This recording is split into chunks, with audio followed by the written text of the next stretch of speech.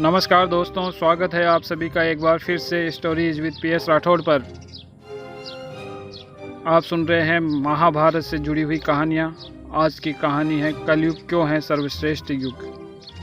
सनातन धर्म और वेदों में 4 युगों की मान्यता है। माना जाता है कि सतयुग में स्वयं देवता, किन्नर और गंधर्व पृथ्वी पर निवास करते थे।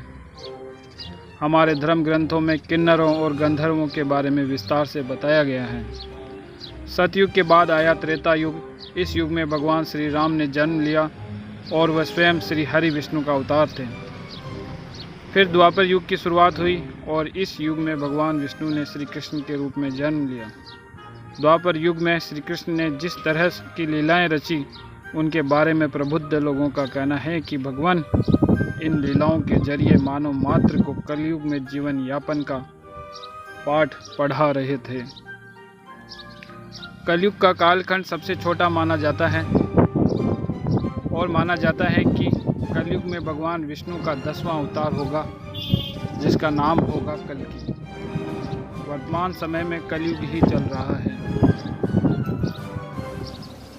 एक बार बड़े बड़े ऋषि मुनि एक जगह जुटे तो इस बात पर विचार होने लगा कि कौन सा युग सबसे बढ़िया है। बहुतों ने कहा सतयुग, कुछ त्रेता को तो कुछ द्वापर को श्रेष्ठ बता रहे थे। जब एक राय न हुई, ये तय हुआ कि जिस काल में कम प्रयास में ज़्यादा पुण्य कमाया जा सके, साधारण मनुष्य भी सुविधा अनुसार धर्म कर्म करके पुण्य कमा सके, उसे ही श्रेष्ठ माना जाएगा। विद्वान आसानी से कभी एकमत हो ही नहीं सकते। कोई हल निकलने की बजाय विवाद और बढ़ गया।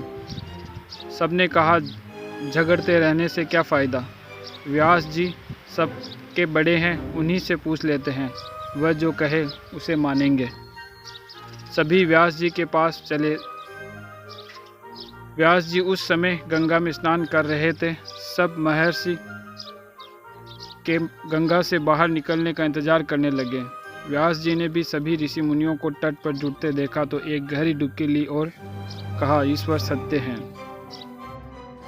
जब बाहर निकले तो उन्होंने एक मंत्र बोला। वह मंत्र स्नान के समय उच्चारण किए जाने वाले मंत्रों से बिल्कुल अलग था। ऋषियों ने व्यास जी को जपते सुना, कलियुग ही सर्वश्रेष्ठ है, कलियुग ही श्रेष्ठ है। इससे पहले कि ऋषिगण कुछ समझते, व्यास जी ने फिर डुबकी लगाई। इस बार ऊपर आए तो बोले, शूद्र ही साधु है, शूद्र ही साधु है। ये सुनकर मुनिगण एक दूसरे का मुंह देखने लगे।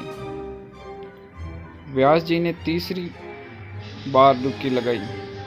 इस बार निकले तो बोले, स्त्री ही धन्य है, धन्य है स्त्री। ऋषि मुनियों को ये माजरा कुछ समझ नहीं आया। वे समझ नहीं पा रहे थे कि व्यास जी को क्या हो गया है, ये कौन सा मंत्र है और क्यों ये मंत्र पढ़ रहे हैं। व्यास जी गंगा से निकले, सीधे अपनी कुटिया की ओर बढ़े।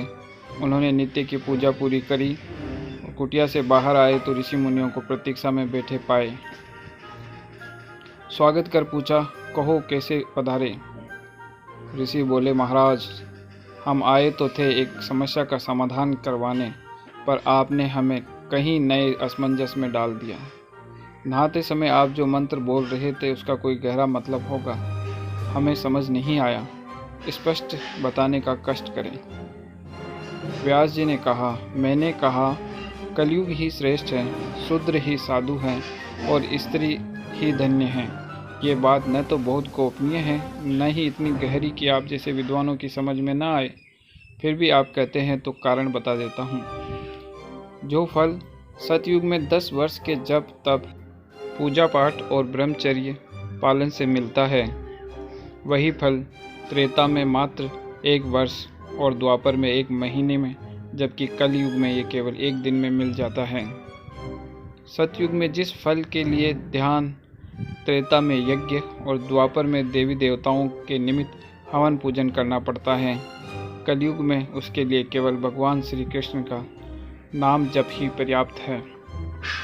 कम समय और कम प्रयास में सबसे अधिक पुण्य लाभ के चलते कलयुग सबसे श्रेष्ठ है। ब्राह्मणों को जनेऊ कराने के बाद, कितने अनुशासन और विधि विधान का पालन करने के बाद पुण्य प्राप्त होता है, जबकि शूद्र केवल निष्ठा से सेवा दायित्व निभाकर वह पुण्य लाभ अर्जित कर सकता है। सब कुछ सहते हुए वे ऐसा करते भी आए हैं, इसलिए शूद्र ही साधु है। स्त्रियों का न सिर्फ उनका योगदान महान है, बल्कि वे सबसे आसानी से पुण्य लाभ कमा लेती हैं। मन वचन कर्म से परिवार की समर्पित सेवा ही उनको महान पुण्य दिलाने को पर्याप्त है। वह अपनी दिनचर्या में ऐसा करती हैं, इसलिए वे ही धन्य हैं। मैंने अपनी बात बता दी है, अब आप लोग बताइए कि कैसे पधारना हुआ। सभी ने एक सुर में कहा, हम लोग जिस काम से आए थे आपकी कृपा से पूरा हो गया है। आज की कहानी में इतना ही। कहानी को पूरा सुनने के लिए धन्यवाद।